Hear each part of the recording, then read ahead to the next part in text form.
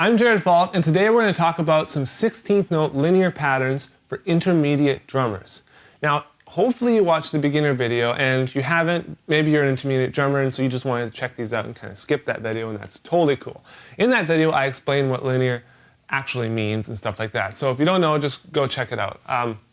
So in this video, I'm basically just going to present you with a few more challenges and a few different things that you might encounter when trying to come up with your own linear patterns. And that's kind of what these lessons are about. You know, I'm not giving you every single example or everything that I've ever created or come up with. It's not about that. It's about giving you the tools you'll need to create your own really, really cool linear patterns, all right? And so the theme of this lesson is more of the right hand, or the hands and the feet using single notes, okay? So right bass, left bass, and stuff like that.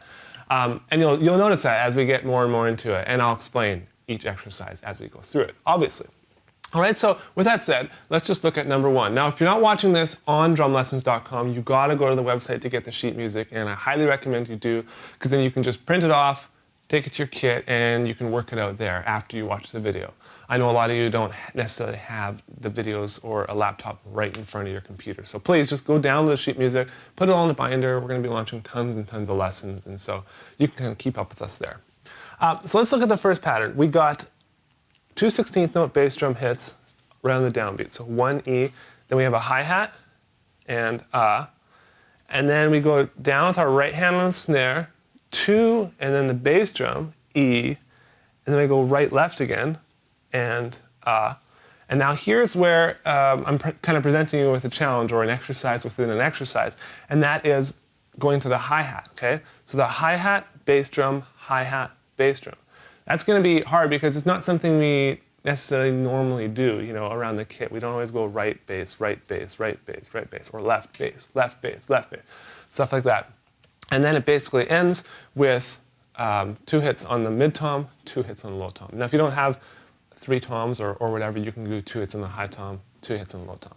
So let me just play it for you guys really, really slow, and you can see the exact sticking that I'm doing.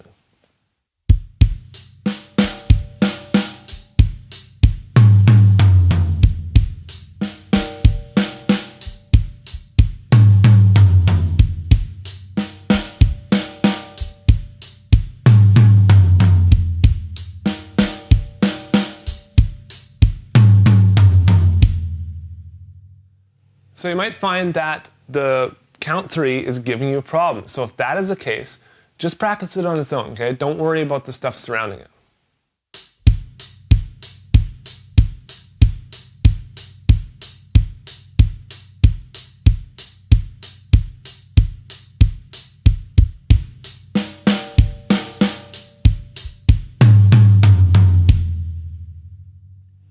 All right, so doing that first is going to make learning the groove and putting it all together way easier. You know, sometimes I learn it count by count. So if I'm having problems with the whole fill, I'll just start with count 1, which is boom, boom, tch, okay? And I'll just do that over and over again, build the muscle memory. And then I'll go to count 2, 3, and 4. So if you're having problems, that is always an option. All right, so now I'm going to play it for you guys at 50 beats per minute. Okay, we're going to slow it down like crazy, and I'm going to use actual groove in there so you can hear how it sounds within context.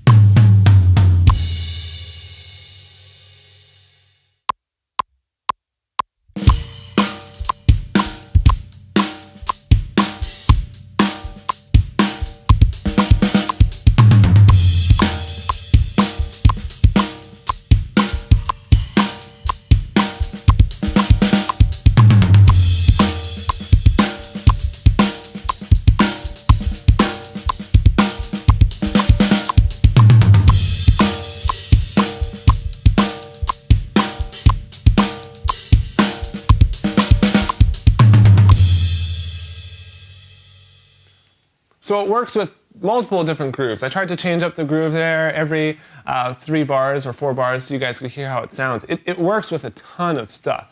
And it'll even work at faster tempos, okay? And so it's just a matter of learning all the techniques associated with doing these types of linear patterns, the patterns that go right between the hands and the feet using 16th notes. So now let's jump on to number 2. Now this one is insane and a little bit ridiculous, maybe a little bit over the top. Some of you guys might not like this one, but I wanted to put it in there again because I have to present you with the challenges so you can come up with your own. That's what it's all about, okay? I can show you linear patterns. I can show you the stuff that I play all the time, but that's the stuff that I play, that's stuff that I created. And you know, there'll be some videos that we do that, but I would really love for you guys to put up videos of the stuff that you created based off the techniques and the tips that I've shown you, all right? That's what it's all about. It's simple, right? So just follow along with the sheet music. I'm just going to do it really, really slow.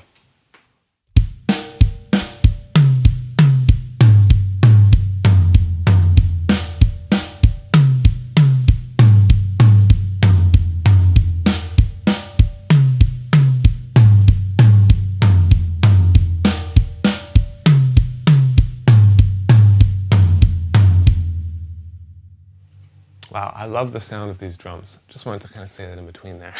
Especially the toms when you hit them really slow like that. Now let me play for you guys. I'm going to use it at 50 beats per minute, and I'm going to play groove before it as well.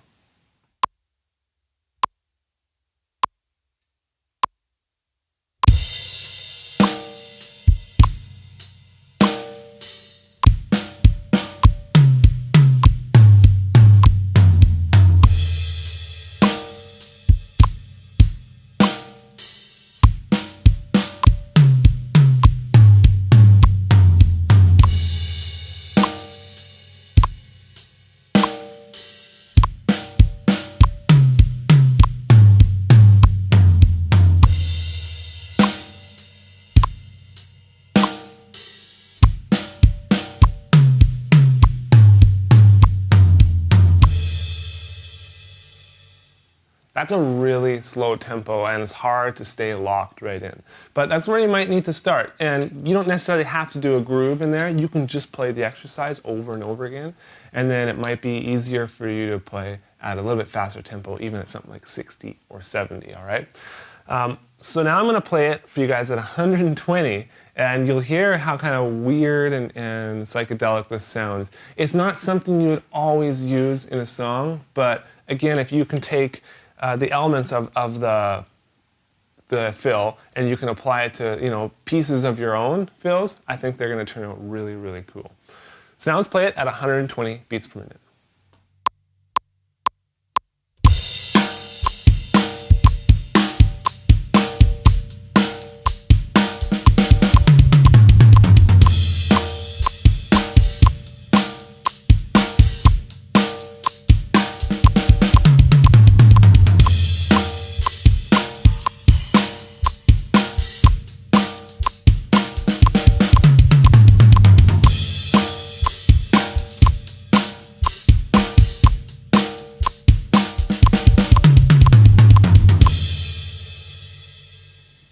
So let's take a look at the last fill.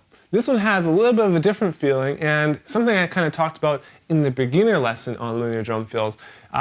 It sounds great and best when we add dynamics to it because it kind of gives it this flowy vibe to it. It sounds really cool, especially when we're going between stuff like the hi-hat, the snare, and the kick because the hi-hat, especially when they're closed, it's more abrasive of a sound, but it's not as in your face, whereas the bass drum and the snare drum, I think, when hit hard, they're more in your face.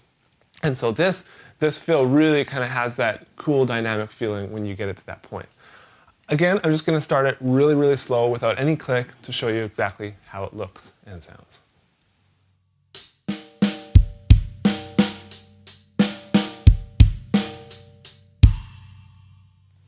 So one thing to notice about the sticking is I actually end the fill on the Av4 with my right hand.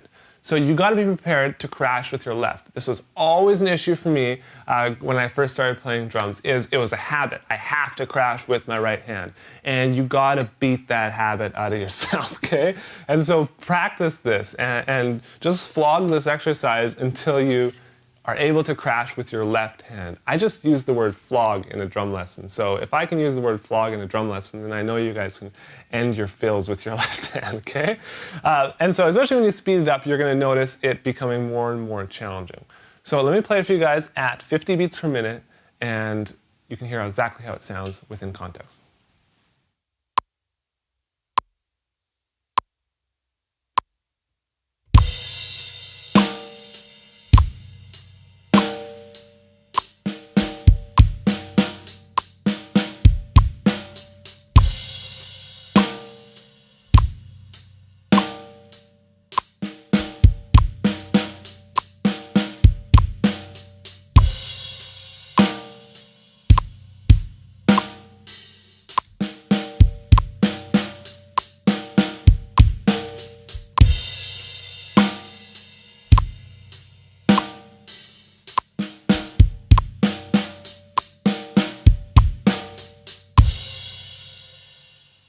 If you don't necessarily have a crash or something you can hit here on the left-hand side of your kit after you do the fill, that's all right. Don't be afraid to just hit an open hi-hat stroke, or a little bit louder, or not do anything at all right? Okay, it's not a rule that you have to do it, otherwise you're gonna get kicked out of the band. Sometimes it's really, really good to do it, and it's helpful for everyone, but it doesn't have to be there every stinking time. All right, now let's do it faster at 120 beats per minute.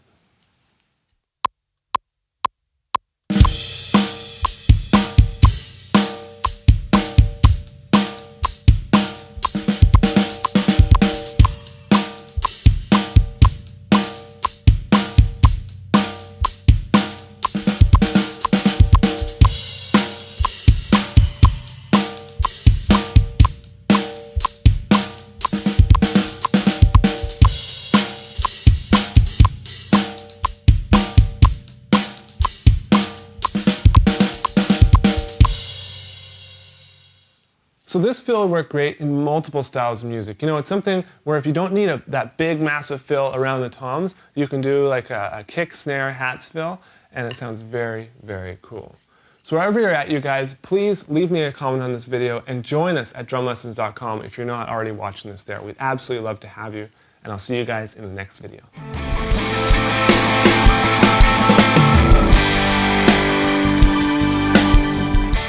All right, so I won't say all right. All right, so that's a really, I won't say all right.